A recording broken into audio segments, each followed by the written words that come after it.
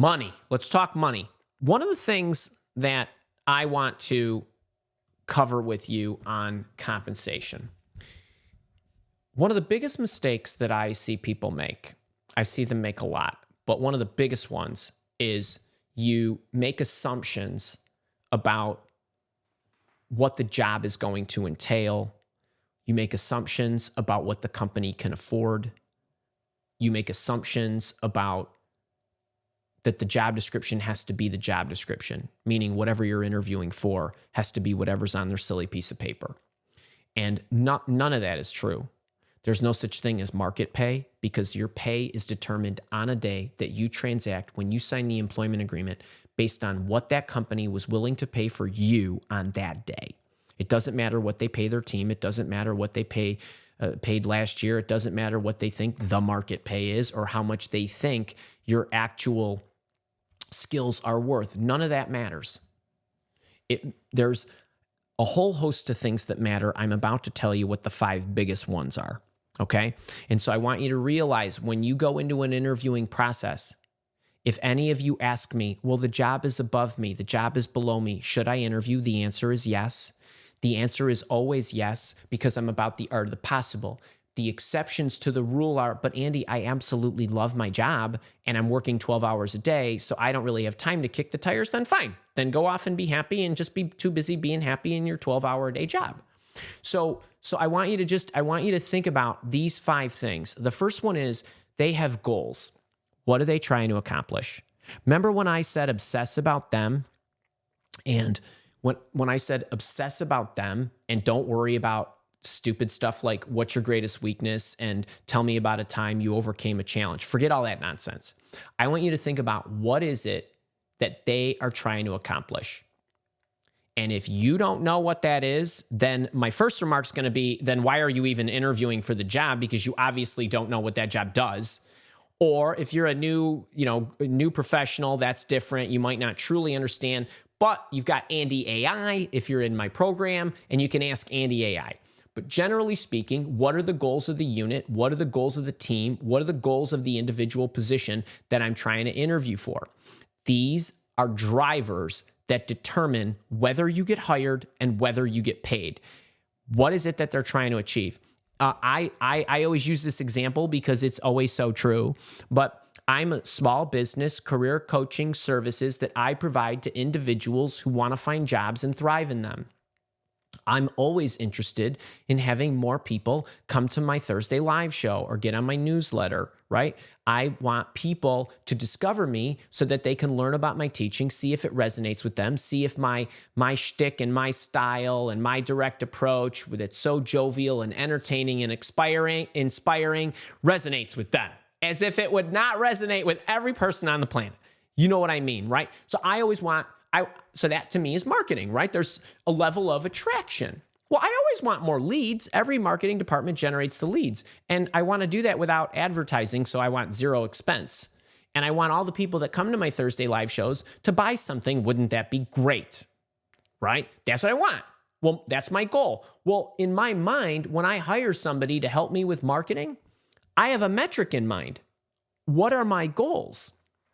If you said to me, Andy, I'm a marketing genius, and I'd love to know what your metrics are for success around your goals, and I say, well, geez, if I don't do anything and I don't show up and I just hide in my office all day and no one sees me and I don't do anything or send an email, we get 100 and some odd leads a day, thanks to YouTube and LinkedIn and whatever. I'd love to 10x that a day. That's my goal. Can you get me 1,000? Instead of 100 or whatever it is, right? That's our goal. Now, what if you can get me 10,000 leads a day? Would I not want to pay more for that? Of course I would. But you have to know that in order to know if you can provide more value to me. You need to know what my goal is. So why are you quitting a job before you even know what that is specifically? Then, what are the problems? Well, Andy, what problems do you have in getting the 1,000 a day?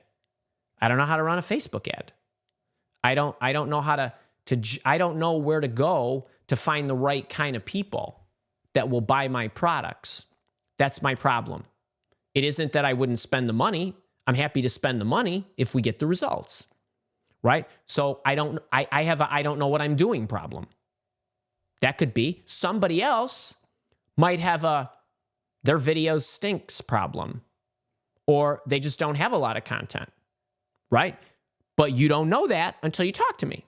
But you could speculate because you're a marketer and you know there's a finite number of issues in marketing. Andy, what do you think your solution is?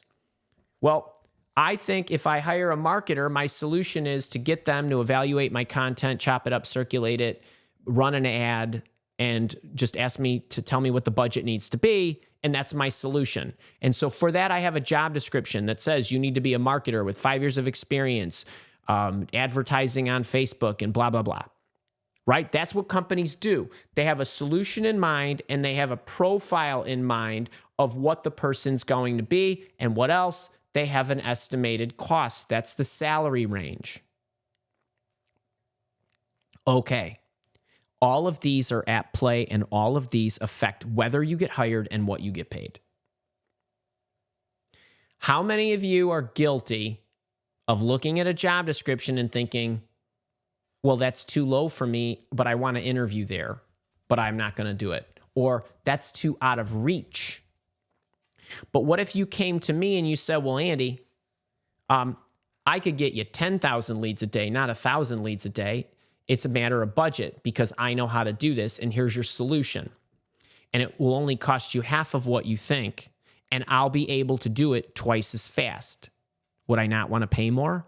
Would I not reshape the profile of the individual, and so now it's not a 5-year person, it's a 10-year person? Or what if you come to me and you say, Andy, I see you're looking for somebody with 5 years of experience, but I'm telling you, I did this exact thing for the last year for this other career coach. Here's what she had. Here's what she was getting. Here's what she was doing. Here's what I changed. And in 2 months, I was able to tune all the ads to get her this. And what is that person going to do? They're going to take me through my car technique and tell me exactly how they did that. Do you see what I mean? You're trying to increase or decrease. Maybe I have problems so badly that I don't even know it, and you're going to tell me what those are, and you're going to say, there's no way a 5-year person is going to know how to do that. Because they don't have enough experience. And this is a very, very sophisticated problem that entails these kind of ingredients and these kind of solutions. And this is what you need to do to overcome it. Okay, well, I didn't even know how bad off I was. All of these things can be manipulated. How long do you get to do that? The entire interviewing process. Follow me? Okay, so what you need to do is you need to figure out throughout the entire interviewing process, what does success look like? And what does success look like has factors. Well, what areas are you going to be covering? What are your specific responsibilities? What are those goals? Okay, so you're going to come in and you're going to run my marketing, and your goal is going to be lead generation. Then we're also going to look at the expense of the lead generation. Then we're going to look at the conversion rate of the lead generation. It does me no good if you're generating me tons of leads if none of them buy anything. It just costs me money. So I need to know what that is, and I need to know how we're going to measure it. By day, by week, by month. I need to know what matters to you more, what the priorities are. Do you want me to help you market your job search coaching programs or your leadership coaching programs? Whatever it is, you have to know these things. And then, Andy, what resources are you going to kick in? Is Kara going to help me? Do you have the budget to do this? All of these things need to be evaluated in what success looks like. It's not just number 4. You follow me? And because if you don't have these things, there is absolutely no way that you can make a counteroffer to show me that you're worth more. Does this make sense? How many of you try to make up a counteroffer and say, well, that company over there is paying more for somebody with my skills? I'd say, good, go ahead and go work over there. But to me, you haven't convinced me that you're actually going to produce the results I need for me to raise what I'm going to pay you to be commensurate with the value you're going to contribute. What you need to be able to show me how you're going to take me into a place that's better than I even thought of. And by the way, you could say something like, Andy, I can help you achieve your 10,000 a day or 1,000 a day leads, but it'll only cost you a fraction of what you think.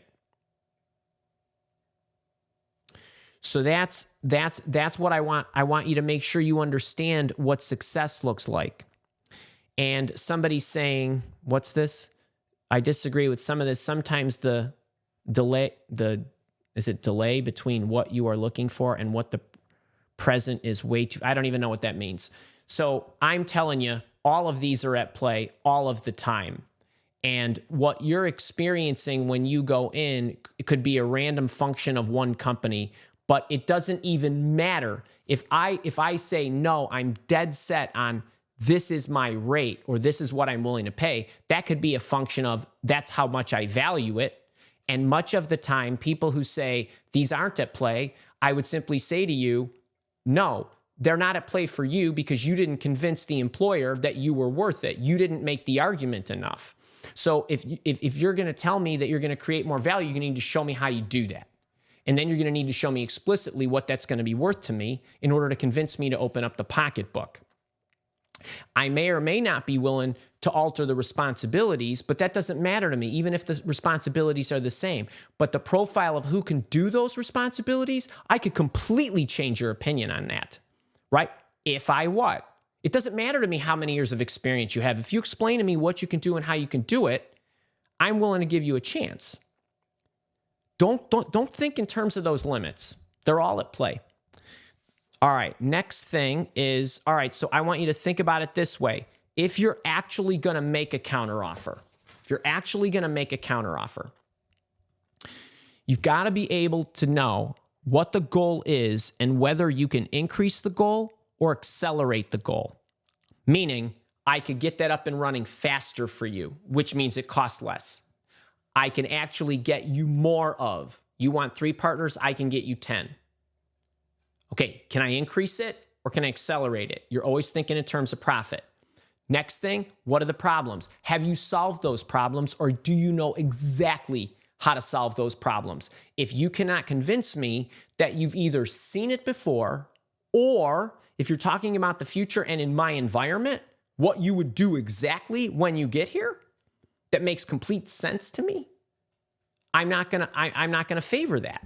So you need to be clear on not only what you're going to achieve, but how you're going to achieve it and why it's going to work. I want you to ask yourself this before you're asking for more money. The next thing is, have you implemented that solution? We've tried to hire people to run Facebook ads for us, and they say how successful they are with helping coaches, except they were not successful in helping us. Why? Because we're selling a more complicated product. But I was willing to give them a shot, and it was clear they were not equipped to do it because they hadn't experienced something like us before, even though they had 169 references. So have they implemented the exact solution, or do they know what to do? Or do you have a new creative way for me to actually do something? So I used to pay somebody, actually 2 people, to take my video each week. Somebody watched it, they sliced it up, notated what the topic was of either the teaching portion, the question you asked me, or whatever, to create a video. That video that had to be watched by somebody at a slower rate, evaluated by somebody at a slower rate, segmented by somebody at a slower rate, and then turned over to a videographer to actually cosmetically cut and do whatever that he was going to do, something that cost me almost $100,000 a year. We now have a system that I spend $300 on, and Kara runs it. So there's some of her time that's an expense, and it automates it, and I get a better product than the 2 human bodies could do for me. All right, well, that's an innovative solution. Well, I now have almost $100,000 of free cash that can be reallocated. I could give some of that to you. I'd be willing to pay more if you saved me a whole bunch. So is the solution different than what I think it is? No, you don't want to do that because even though you think you want to build that platform, you don't because of this. Can you convince me of that? What else? Have you substantiated, irrespective of how many years of experience you have, what your experience is, what your troubleshooting skills are, whatever skills are that you have you substantiated for me that you can actually do this job, achieving these goals, overcoming these problems? If you can't do that, then I might not be willing to change the profile for you. This is only if you need to change the profile. Or I coached a guy a while back, and they were going to hire him to be the director of IT. And we were looking at getting him a salary increase in the negotiation. And he was able to take on a whole nother person's job without them having to hire that person for the entire year. And that other person probably was $120,000. And he could handle it as a side job under his purview. So we were able to negotiate more money because we saved them money because his profile included experience with those functions. And this was a person who, when he got on the initial phone call, the hiring official said, here's our top salary. If it's not good enough for you, we can end the call right now.